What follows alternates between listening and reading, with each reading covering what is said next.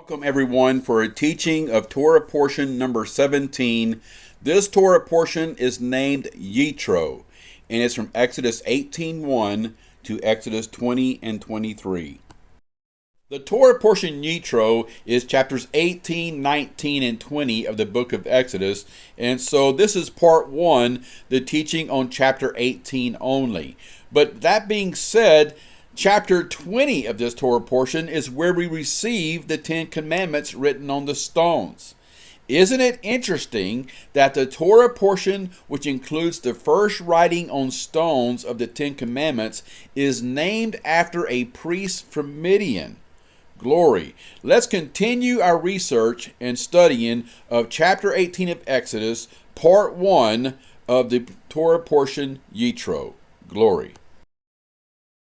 Exodus 18:1 says, When Jethro the priest of Midian, Moses' father-in-law, heard of all that God had done for Moses and for Israel his people, and that the Lord had brought Israel out of Egypt.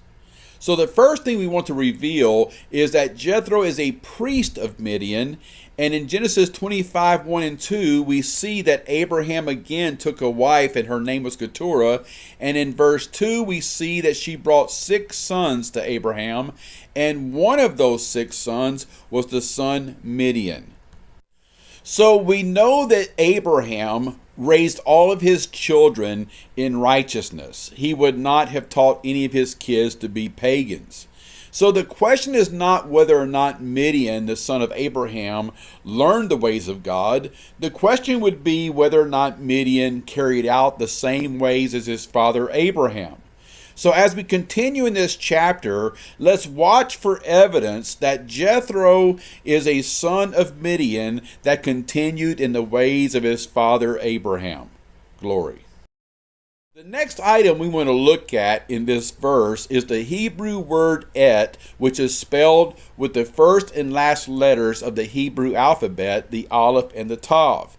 The significance of this is that our Savior declared himself to be the first and the last, the beginning and the end, the Alpha and Omega, which is Greek, and the equivalent to Alpha and Omega in Hebrew is the Aleph and the Tav. Now that word Aleph Tav, which is et, it occurs 7,372 times in the Old Testament and is never translated. We're going to include our understanding of the impact of this word as we reveal it in chapter 18 of Exodus. Glory. Now we're ready to discuss these 2 occurrences of the word Israel in this verse, and notice that one of them is preceded by Aleph Tav and the other is not. And we have Aleph Tav with strikeout letters because trying to signify that it's not translated. So now we must ask ourselves, what is the significance of having Aleph Tav preceding a noun? Let's continue researching Exodus chapter 18, and now we're going to include the discussion of Aleph Tav in this story. Glory. Let's continue in Exodus 18 verse 2 where it says, Then Jethro, Moses' father-in-law, took Zipporah, Moses' wife, after he had sent her back, and her 2 sons, of which the name of the one was Gershom, for he said, I have been an alien in a strange land, and the name of the other was Eleazar, for God of my father, said he, was mine help and delivered me from the sword of Pharaoh. And Jethro, Moses' father-in-law, came with his sons and his wife unto Moses into the wilderness, where he encamped at the mount of God. And he said unto Moses, I thy father-in-law Jethro am come unto thee, and thy wife and her 2 sons with her.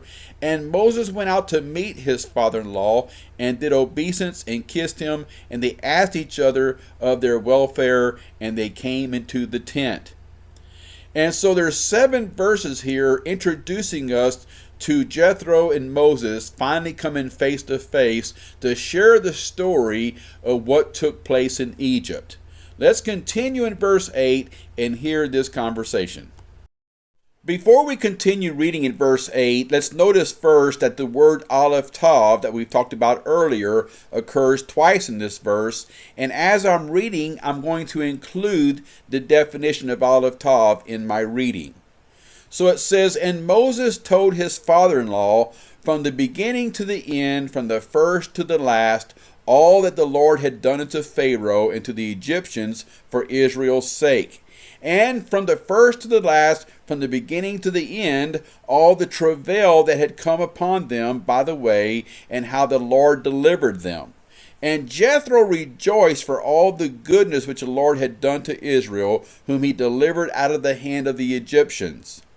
So you can see how this word plays into the story, but what's really interesting now is we're seeing that Jethro, who is from Midian, he is showing excitement about this story. And Moses, I know they're related. I know Moses spent time with his father-in-law because he married his oldest daughter. I understand this is family, but now we're talking religion. We're talking about God.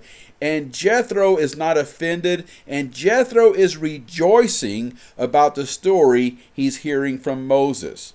Glory.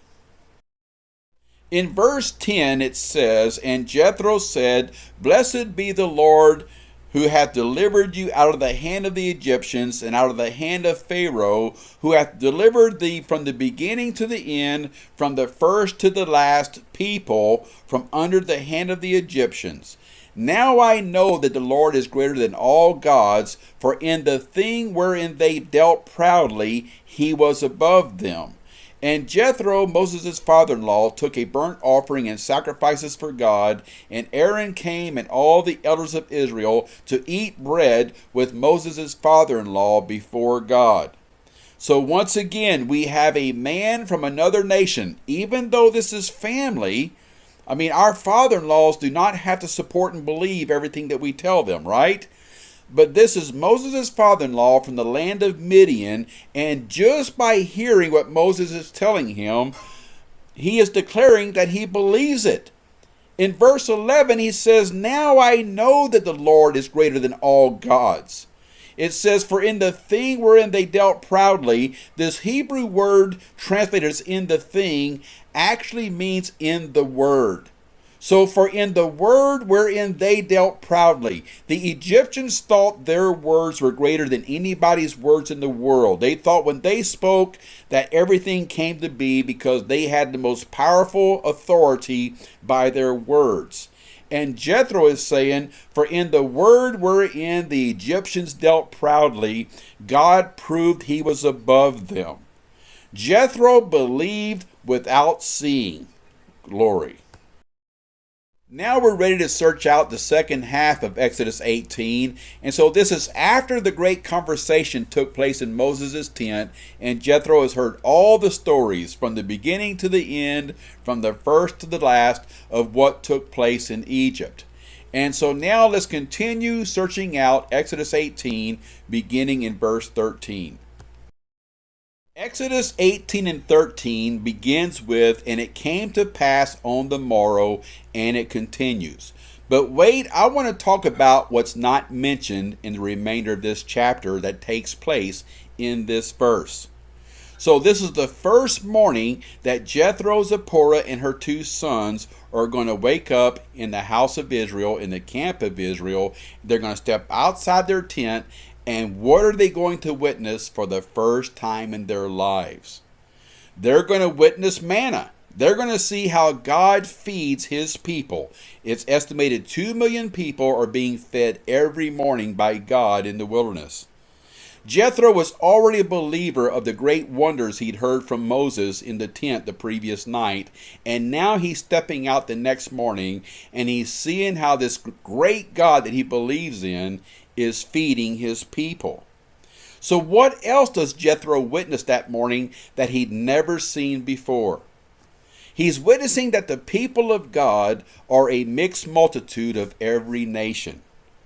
Yes, And so let's go back to verse 1, and now we'll understand why it has Aleph Tav dash Israel in verse 1.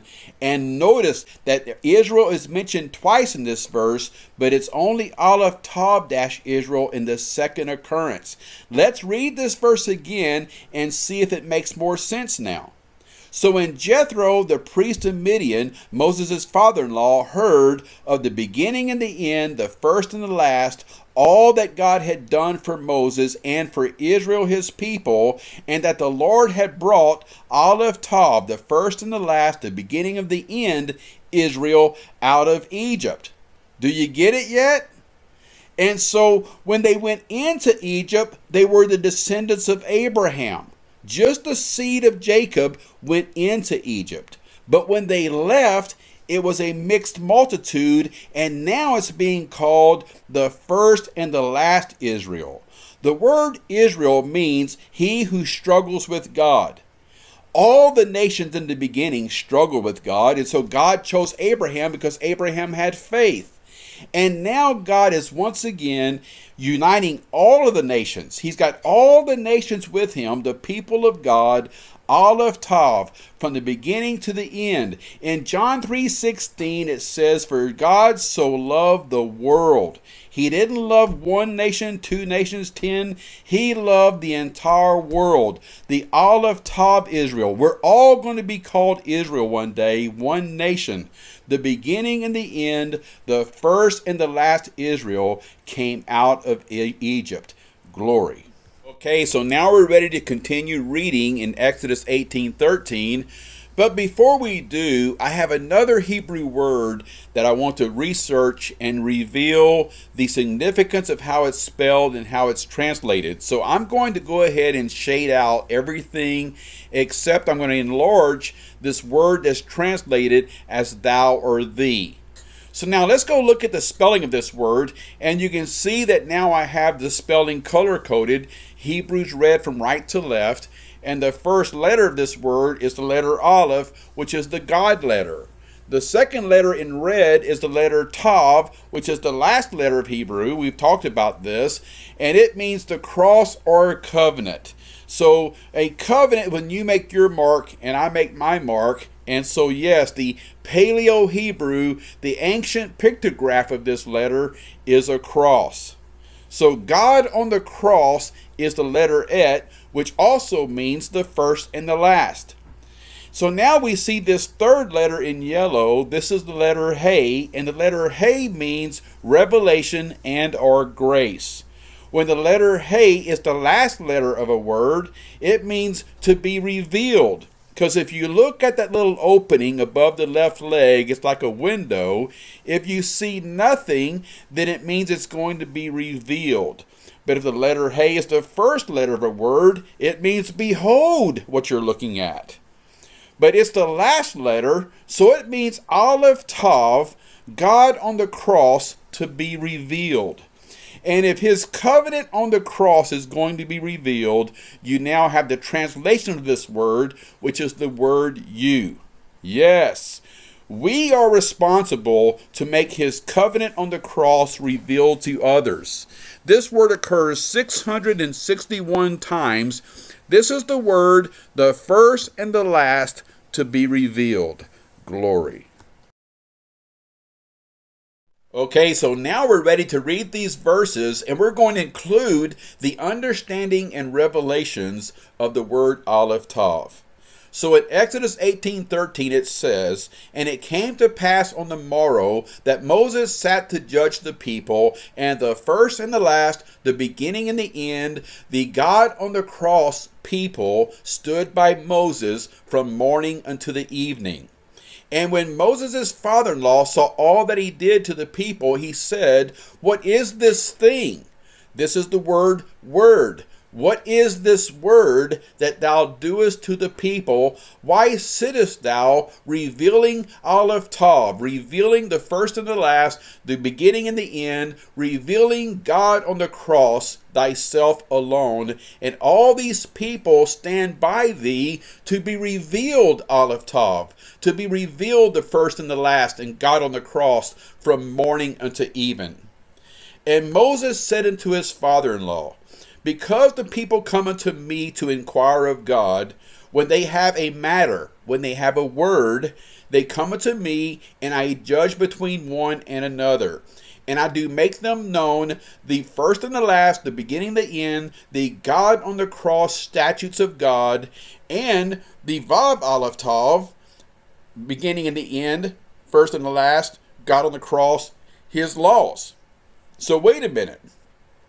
How can Moses teach God's laws in verse 16 if he has not received the tablets yet? Yes, let's go search out and see how it's possible that Moses can teach the law and the statutes before the tablets were ever written. Glory. In Genesis 26, 2 through 5, God is talking to Abraham's son Isaac. And he says, And the Lord appeared unto him and said, Go not down into Egypt, dwell in the land which I shall tell thee of. Sojourn in this land, and I will be with thee, and will bless thee, for unto thee and unto thy seed I will give all these countries. And I will perform the oath which I swear unto Abraham thy father. And I will make thy seed to multiply as the stars of heaven, and I will give unto thy seed all these countries, and in thy seed shall all the nations of the earth be blessed. This sounds very consistent to the Exodus from Egypt, right? All the nations are with Moses, and they're all being blessed. Makes sense, right? And in verse 5 it says, Because that Abraham obeyed my voice and kept my charge, my commandments, my statutes, and my laws. So obviously these laws were being done prior to Moses going to Mount Sinai and getting them written on tablets. These were verbal laws that were passed down from one patriarch to the other. But Abraham knew these laws and lived by these laws. The patriarchs lived by these laws. So now Moses will go to the mountain in chapter 20 and will get these laws on stone tablets where they cannot be changed by men. Glory. Exodus 18:17 it says, And Moses' father-in-law said unto him, the word that thou doest is not good. This revealing of the first and the last, the beginning and the end, God on the cross, is not good. Thou wilt surely wear away, both thou, you who's doing all this revealing of God on the cross, and this people that is with thee, for this thing, this word is too heavy for thee. Thou art not able to perform it thyself alone. Hearken now unto my voice, and I will give thee counsel, and God shall be with thee. Be thou, you the one revealing the first and the last, God on the cross for the people, to Godward, that thou can reveal him, mayest bring the causes unto God. And this Hebrew word translated as the causes is the Hebrew word ha-debarim, which is also the title of the book of Deuteronomy. And it has in front of it Aleph Tav. The book of Deuteronomy is the book of the words. Yes, ha-debarim means the words. Deuteronomy is the words in Greek. And so now Jethro is talking to Moses, and he's telling him the cause, and he has Aleph Tav, the beginning and the end, the first and the last, the God on the cross words unto God. Jethro is telling Moses, yes, you must bring them this word, but you can't do it by yourself. Jethro is about to give Moses some advice. Glory. Jethro continues talking to Moses in Exodus 18 and 20 and says, And thou shalt teach them the first and the last, the beginning and the end, the God on the cross ordinances and laws, and shalt teach them the first and the last, the God on the cross way wherein they must walk. And he must teach them the first and the last, the beginning and the end, the God on the cross works that they must do. We said earlier in this podcast that we were looking for evidence about whether Jethro was walking in the way of his father Abraham. Yes, he's a descendant of Abraham, and it's quite clear that Jethro learned from his forefathers and is exercising and living the way of his father Abraham. Glory.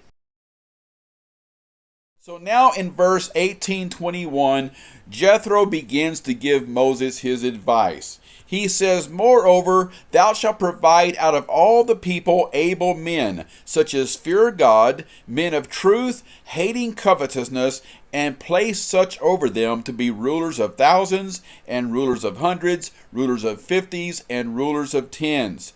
And let them judge the first and the last, the beginning and the end, the God on the cross people at all seasons. And it shall be that every great matter," that means every great word, "they shall bring unto thee, but every small matter, every small word, they shall judge. So shall it be easier for thyself, and they shall bear the burden with thee. And if thou shalt do this Aleph Tav, this first and last, beginning the end, this God on the cross thing, word, and God command thee so, then thou shalt be able to endure. And all this people shall go to their place in peace." This is Jethro's advice to Moses. Glory.